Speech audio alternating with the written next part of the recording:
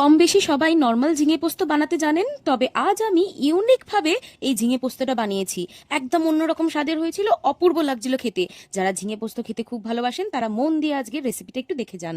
চিনুকের রান্নাবাড়ি চ্যানেলে সকলকে স্বাগত জানাই। এই রেসিপিটার জন্য আমি প্রথমে কিছুটা আগে থেকে ভেজানো মটর ডাল কাঁচা লঙ্কা দিয়ে পেস্ট করে নেব।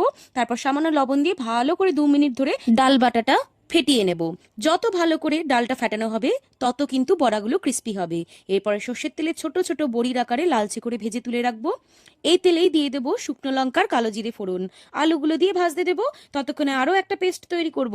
বেশ খানিকটা পোস্ত আর যে বড়াগুলো ভেজে রেখেছিলাম সেখান থেকে 7-8টা নিয়ে নেব। সামান্য জল দিয়ে একটু মাখা মাখা করে একটা পেস্ট বানিয়ে রাখবো। এদিকে আলু ভাজা হয়ে গিয়েছে, ঝিঙেগুলো দিয়ে তাতে সামান্য লবণ দিয়ে নাড়াচাড়া করে পরিমাপ মতো জল দিয়ে ঢাকা দিয়ে দেবো। 10 মিনিট মতো সেদ্ধ হতে দেবো। 10 মিনিট পর বাকি যেই বড়াগুলো ছিল সেগুলো দিয়ে দেবো। পোস্ত আর বড়ার যেই পেস্টটা ছিল সেটাও দিয়ে দেবো। মিক্সির বাটি ধোয়া কিছুটা জল দিয়ে 5 মিনিট মতো ঢেকে দেবো। ব্যাস, রান্না আমার রেডি। লাস্টে কাঁচা সর্ষের তেল দিয়ে নামিয়ে নেব। নিরামিষ দিনে একবার এইভাবে বানিয়ে দেখুন কেমন লাগে। আমায় কমেন্ট করে জানাতে ভুলবেন না যে আপনাদের রেসিপিটা কেমন লাগলো। ভিডিওটি যদি ভালো লেগে থাকে তাহলে লাইক সাবস্ক্রাইব করে পাশে থাকবেন। টাটা।